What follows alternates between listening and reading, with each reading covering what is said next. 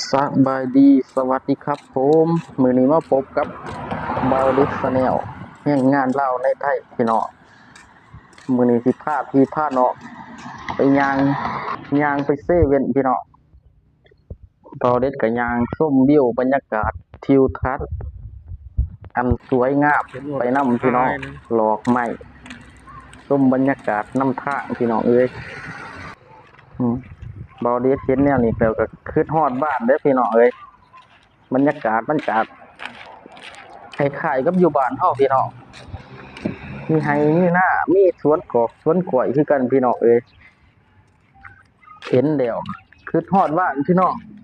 บ่มีหยังหลายคือฮอดบ้านเฮาย่างก็มอสิฮอดเด้อพี่น้องก็บ่ไกลปานใดตอนนี้เฮาก็ฮอด3แยกเด้อพี่น้องนี่มาเบิ่งเด้อพี่น้องว่าเบาเด็ดสิใส่เงินเบิดไปเท่าไหร่เข้าเซเว่นมื้อนี้พี่น้องเบาเด็ดก็มาฮอดเซเว่นแล้วนางเพิ่นก็ยังสิเลือกเบิ่ง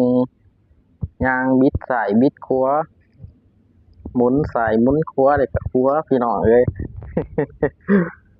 หรือว่านางเพิ่นสิเอาแจ่วบ่แม่นอีกพี่น้องนางเพิ่นย่างมาข้างมา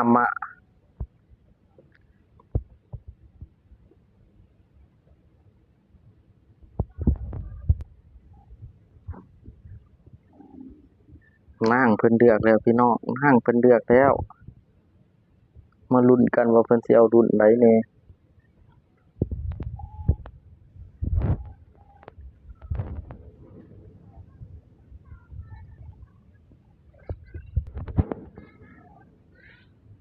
ขนมมันอันนี้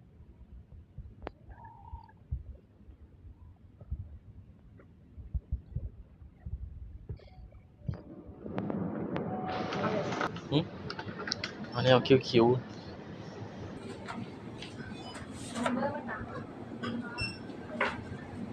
นางเพิ่นก็อยากไล่ไอศกรีมนำพี่น้องหรือว่าไอติม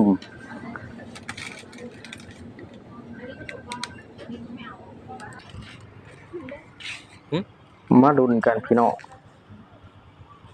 ว่าสิใส่เบิดไปเท่าไหร่พี่น้องเบิดไป89 บาทพี่น้องทอน11 บาทเด้อจ้ะ